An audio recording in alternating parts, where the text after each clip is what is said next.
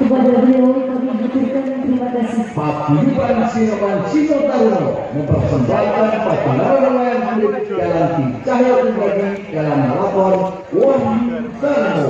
Selamat menyaksikan.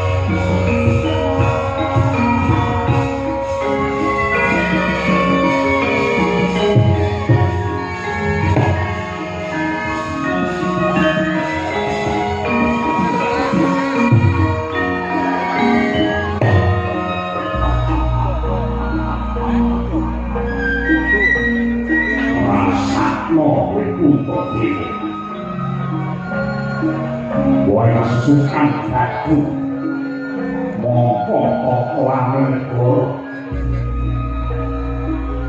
nyatane kowe kalah 12 tahun kowe dulurmu lakoni dadi wong buangan urip ana tengah alas ngawas kamoko.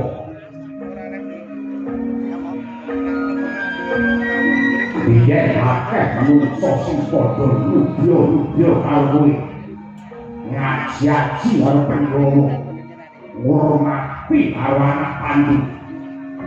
Ning saiki ampas brablas. Wis dadi wong larat kesakat. Wis dadi kere. Neng alas ra iso mangan. Tanggung mati kawiren.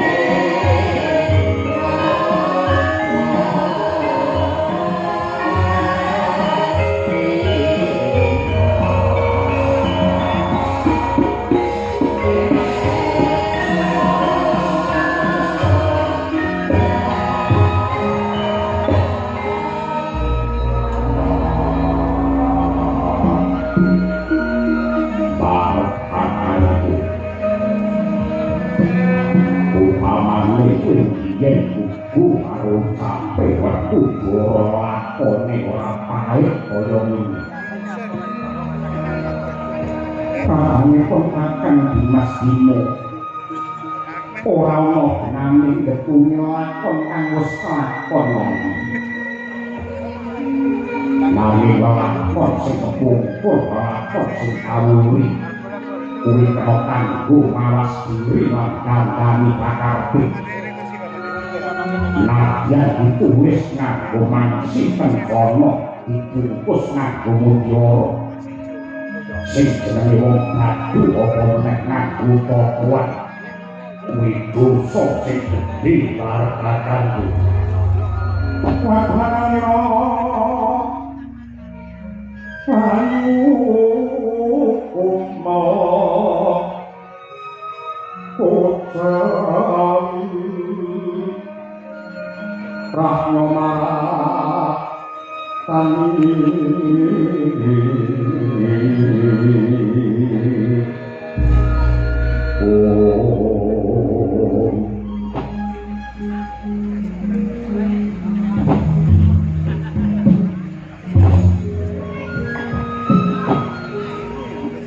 Dimas Werkudara dadi dina iki siadi ngrupakake marang Puntadewa merga Pandhawa kabeh dadi korban. Pandhawa dadi wong alasan ana wana kang yuka kene. Yen kanthi siadi nganggep Puntadewa iki dosa lan luput. Dina iki aku arep nduk hukum nganggo cara sing kepilih aku mung bakal manut Werkudara. Mbah. Yen Pandhawa yen kuna urip rekoso klamberangan ning alas ya ora gumun. Nanging ora kate jadi sawangan. Kakanggo Ratu Drupadi panjenengane kae putra putrine Narendra wiwit cilik urip mulya ning merga nuruti mungkare nafsumu saiki dadi wong pokok limat lan guru sawangan kakanggo Drupadi erek maneh urip modal mati berwajur atine nalika dicambak rambute diwirang-wirangke karo Dursasana ana sajroning pasamuan nalika sesukan dadi atinku ora tegel lawan kahanane Mbakku Drupadi ing kaya ngono. Werkudara ngerti yo di sing nyawang karo sing nglakoni kuwi rasane durung karuan padha sing nyawang karo sing nglakoni kuwi rasane durung karuan padha yen saka panganggepe Werkudara Mbak Yumu kaya urip rekoso nanging yen manut ature Yayi Drupadi marang pun Kakang malah batine rumangsa mareng lan ayem mergo bisa dadi wanita ingkang setya bekti marang guru laki jumbuh kelawan gawe para sepuh wanita ingkang setya duwi paribasan swarga nulung neraka katut urip mulya yo ora sulak urip rekoso yo ora ngrasula mula dadi rumangsa aja seneng ngukur wong liya kanggo ukurane dhewe sandangane wong liya sing trep ya sing duwe sandangan wong liya sing ora duwe sandangan aja melu nggo mergo sing mbok sawang karo sing disawang iki para mangsa akeh bedane bareng kejaba saka kuwi saiki marang hati pikiran kahanane kawulamu ngamarta kang dhewe iki dicengkrem dening kamurkane Kurawa yen kawula ngamarta padha urip rekoso lan masyarakat sing dosa wipendha mergo bejo cilaka mulya rekasane kawula ngamarta widadi tanggung jawabmu kowe kuwi ratu bab iki kudu mbok pikir banger bacing butek bening mulya rekasane wong sak negara iki dadi kewajibanmu kowe nanggo dosa gedhe ora bisa mulyake wong cilik Prambyakara ingkang leraswa kalayon pinyoyan memanise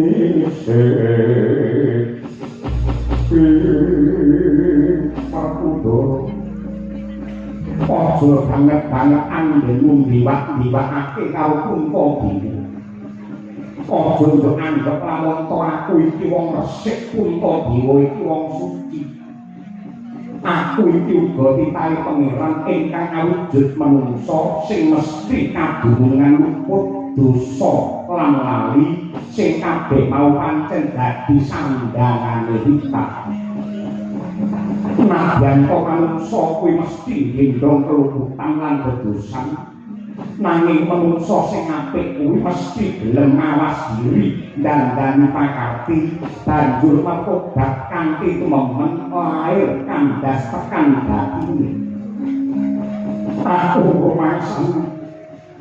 aku yo rumangsan yen aku iki dadi punjere keluputan mula ing alas kamyapa iki aku ewan ana ngesot lan sujud marang purbane Hyang Agung supaya Kuntadewa kok pangapura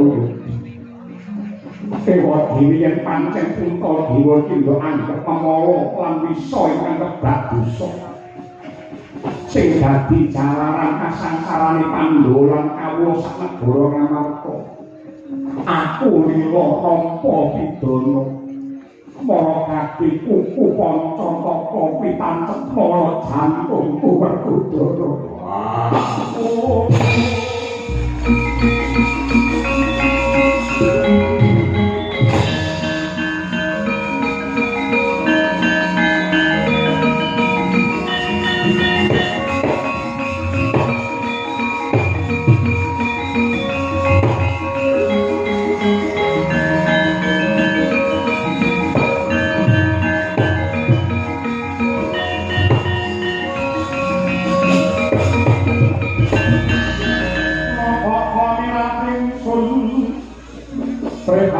Mas Pogong Ijel Tubuh tahatan Pokaryo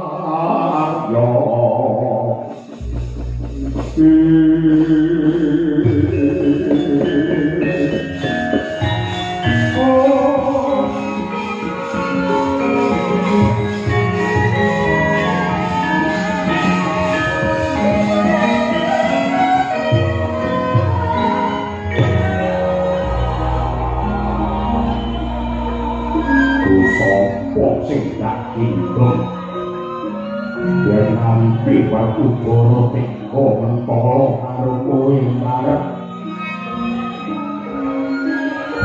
sing kami apak tangguh kowe sing kadiwakili kowe tetap pundi-pundi tetap aji-aji yen ana ucape werkudara sing suka akalan kasar aku njaluk ngapura uripku iki saputuhe mung kanggo mayungi karemamu bareng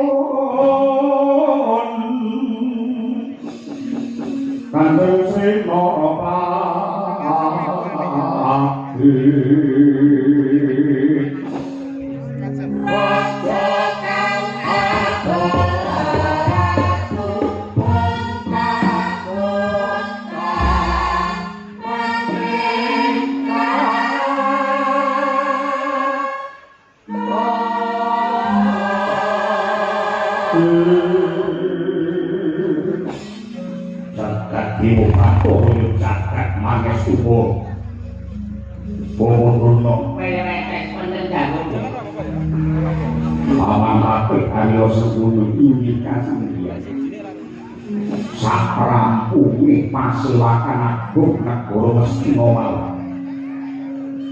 aku nganti marang Sentara program katanku kula budal marang Kamiloko sing perlu ngece karo para Pandhawa sing dadi wong alasan wis 11 taun wong kali setahun dipameri panganan sing enak unjukan sing seger men saya kaliren men saya mudah lalu tadi neng ketemu karo wujude buta ibrak-ibrak jogetan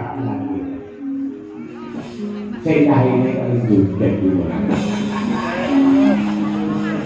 ning ngangsane dikaipun kados mekaten kedah ngertos kalian nyuwun sewu peraken aditoring sampun kabadan ing atasipun wiwite mawon sampun dalu nangge jejer surat Bapa Pitama niki mangke malah saya kesuwen. Pun ngaten kemawon. Mergo tiyang ingkang mirsani semonten kathahipun niku nuwun sewu boten butuh culuk, boten butuh wejangan, boten butuh pidato sing dinteni mung ego lange sinden. Yang mirsani niku jinise perni-werni wonten pancen nggatekke crita, nggatekke lakon, wonten sing nggatekaken piwulan, wonten sing mriki butuhe ndelok lelucon, wonten ugi sing butuhe mung ngarep nyawang sinden. Sing teko kene butuhe nyawang sinden wonge teko. Salah semonten kathah. Mila ing gapan dawuh kemawon mangke. Sopo boleh diterek tepan sarta lan diwanu kala tanpa rupa kula menika ratu saking negari Dewa Bathara atmajanipun Swardi Prabu Nagakaya nami kula pun Nagakumbang Prabu Nagakumbang Kasindhian Yentosipun kula menika badhe kakon singgil sowan wonten ngarsa paduka siwun Prabu Duryudana kedadak wonten tata wates mriki pinanggih kaliyan paduka mila sisan damel kula nyuwun panggilah kula badhe matur. Lah apa sing bakal kula aturake Bapak Putra? Nuwun sewu tiyang sepuh kula Rama Prabu Nagakaya rumiyin menika pejah ingkang nyirnakaken inggih satriya Ngastina utawi Ratu Ngastina Ingundi ingkang kekasih Raden Pandhu utawi Prabu Pandhu Dewata. Sasampun saged kula jejer dados anak bisa mipul dhuwur mendem jero ngarunake asmane wong tuwa mulyakake tiyang sepuh ingkang sampun swargi. Inggih nadyanto nuwun sewu kabaripun Prabu Pandhu sampun sedo ning Pandhulan anggadhahi pedhak dhuwur ingkang naminipun Pandhawa Puntadewa Werkudara Janaka kembar Nakula Sadya. Kula kepengin lebur cinta, kula kepengin males mati, gandeng sampun kawuka bilih para Pandhawa menika mangsalipun paduka sinuwun Prabu Duryudana mujudaken wiwit tunggul netra satru ing sangklakan. Kula nyuwun palilah kula badhe babati para Pandhawa bagus.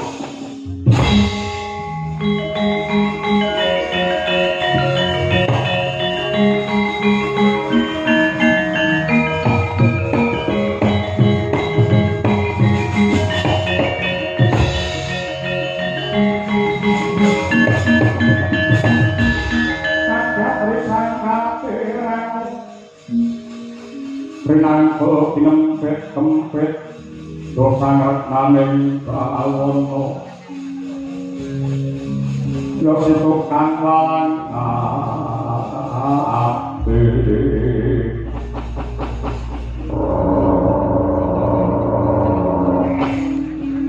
koyo maku wanci pangko papak obor sewu marang Duryudana krungu apa kang dadi kesadaranmu Prabu Nagakaya. Mesti wae Duryudana kelirani yen perlu mangestoni, yen perlu bisa mateni para Pandhawa bakal ndapani ganjaran gedhe. Separone negara Ngastina tak wenehake marang kowe harga itu.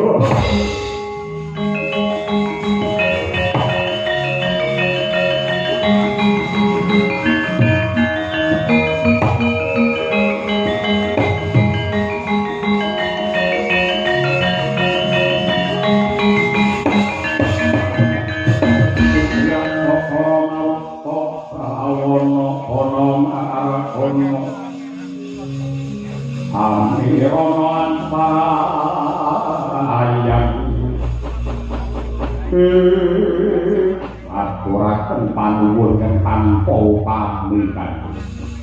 Dewa duka badhe paring sih nugroho dumateng naga kumbang ingkang agungipun kados mekaten. Malah ripalungguhan samangke daya-daya kula nyuwun pamit. Kabar mebawan para ripalungguhan samangke para Pandhawa nampi paukuman praduka.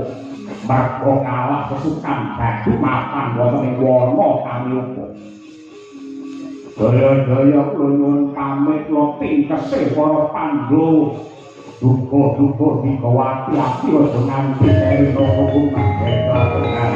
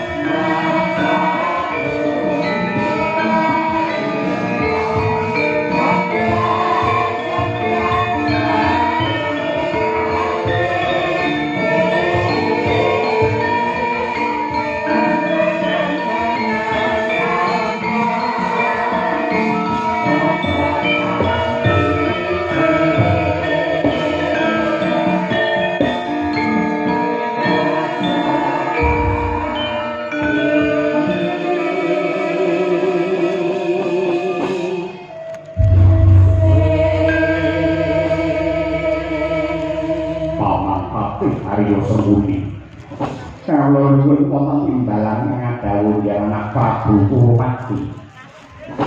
Rumangsa gombong Kurawa rasane atiku padhang jinglat atinku. Anggenku mungkin srana supaya Pandhawa kang mati sekarat ning wana Kamiloka ora urung bakal lakon. Nitik sadwane Prabu Nanggaku kang anjene kakali para Pandhawa. Meski dadi kalah sirnane tedak turun paman iki. Inggih gedal sing anggenipun dadi Darma Wisata dhateng wana Kamiloka.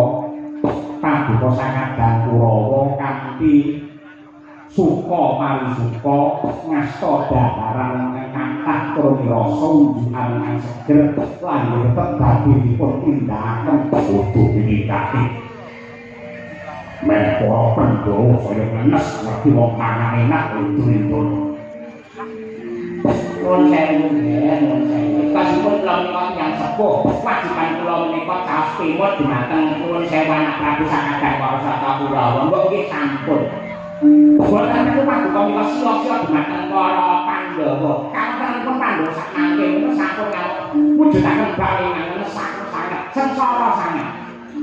Para dewa kalebet dipun paekaya kados mekaten menika nuwun sewu napa mboten ngersakaken. Kabeh jenenge musuh mesake iki tetep badhe damel Pandhawa kanggo alon-alon. Nggih monggo mereka mekaten kula namung caos kemur. Lan lampane kababar menika mesti kemawon badhe kinarya kaca Benggala tumrap lampahan ingkang dipun pirsani dening jagat saisinipun nggih.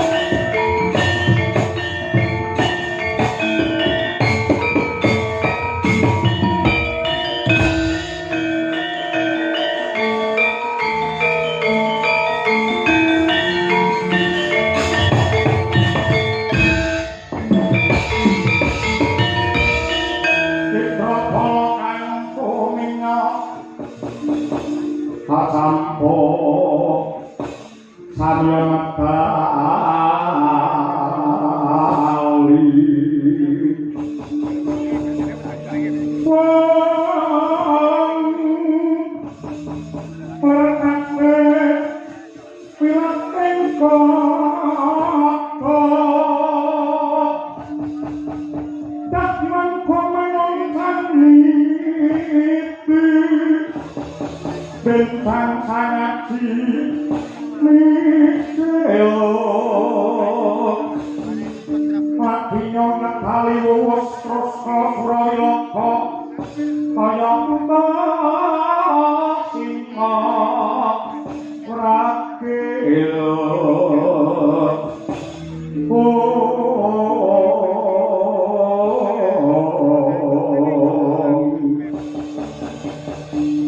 ditonggo dendanyo manambah boyo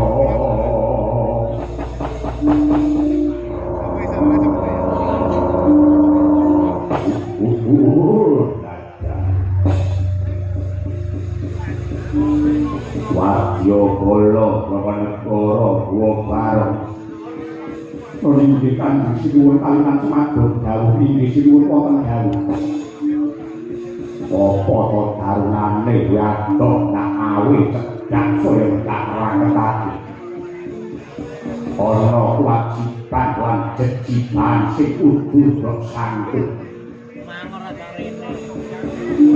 Loko umpang was angkuk malah seorang Mestina Prabu Duryudana keku bakal ngokok ketiye penduduk Mula kaman ono palungguane aja wedi kangelan tetapno Prawadya Bala Syoga kiri sawetawing ati budak marang wana kamyoko Soni boten sepunge saking dawuh kaparipun didanding janmoko Nadyan to sambunga berkala limpah rambatan budak budak Oh